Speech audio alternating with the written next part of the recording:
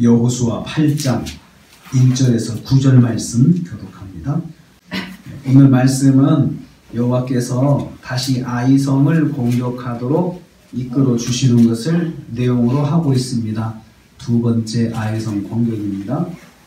아이성에 대해서 제시함을 보는 것과 같습니다.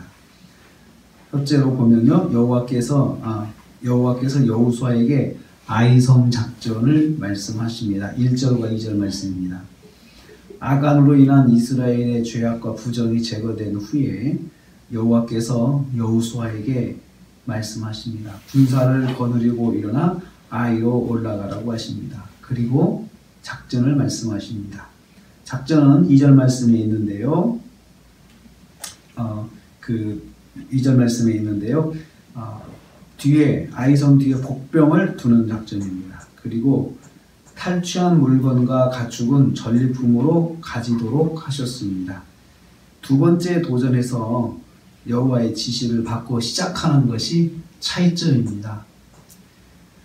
이런 생각이 들어요. 처음부터 여호와께 물어보았으면 좋았을 것을 하는 생각이 듭니다. 너무 쉬운 거라 그냥 마음이 앞서서 이제 전쟁하기에 바빴는데요. 그러다가 보니까 그들 가운데 부정이 있고 죄악이 있는 것을 돌아보지 못하는 그런 연약함이 있었습니다.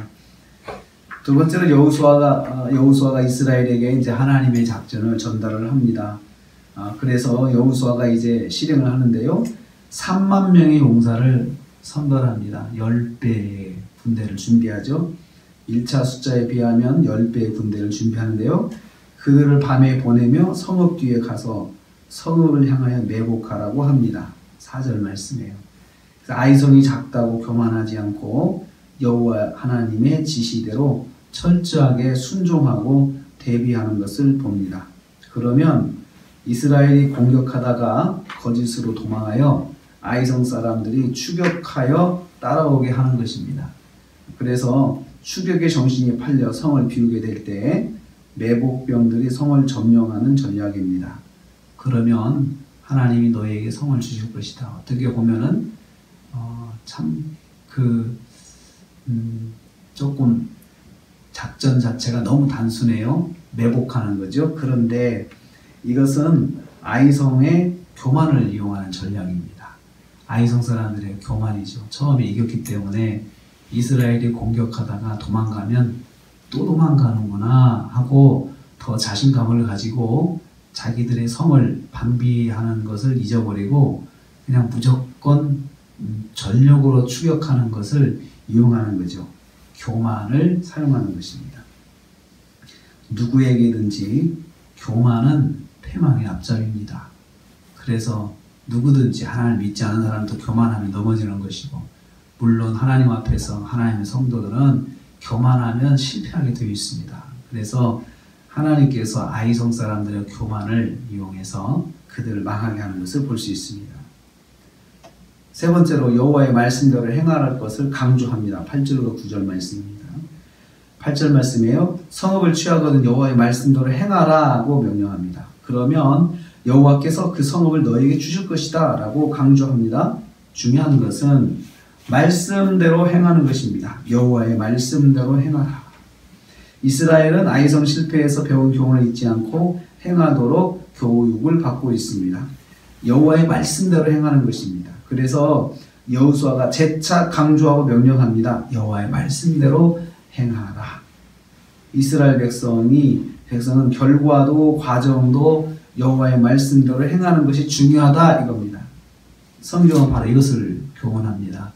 하나님의 백성은 결과도 하나님 말씀대로 나와야 되지만 과정도 하나님 말씀대로 해야 된다는 겁니다. 성도는 모든 일의 과정과 결과를 하나님의 말씀대로 해야 합니다. 이게 참 중요합니다. 그래서 좋은 결과도 얻는 것 중요하지만 그 과정에서도 하나님 말씀대로 하는 것이 정말 중요하죠. 그것을 오늘 우리에게 강조하고 있습니다. 하나님의 말씀을 작전 지시를 하면서 여호수아가 너희들은 하나님 말씀대로 하자. 너희들은 하나님 말씀대로 해야 된다. 결과를 보고도 하나님 말씀대로 해야 된다라고 합니다. 여기서 조금 다른 것이 있습니다. 2절 말씀 보면 탈취한 물건과 가축은 스스로 가지라. 첫 번째는 가지지 말라고 그랬거든요. 그런데 두 번째는 가지라고 하신 걸 보면 이거 일종의 그 위로 선물인 것 같아요. 첫 번째 실패에 대한 위로로 하나님께서 탈취물을 나눠 가지도록 하나님께서 주시는 것 같습니다. 이걸 보면은 하나님 굉장히 우리하고 성정이 비슷하세요. 두 번째에서는 그래도 수고했는데 위로를 받을 수 있도록 하나님께 선물을 주시는 것입니다. 오늘 우리가 하루를 삽니다. 하나님은 참 우리를 보시면서 항상 불쌍히 여기시는 마음이 있어요. 또 자비하신 마음이 있습니다. 그래서 우리가 말씀대로만 행하면 하나님은 하나님의 약속대로 우리에게 이루어 주시는 분이십니다. 오늘 하루를 사시면서 하루의 과정이 말씀대로 돼야 되고 하루를 다 마쳤을 때 결과가 하나님의 약속대로 우리에게 돌아온 하루가 되기를 축복합니다. 그래서 우리가 오늘 또 하나님 말씀대로 우리가 살아서 과정도 결과도 하나님께 영광을 돌리는 저희 여러분 되시기를 주님의 이름으로 축복합니다.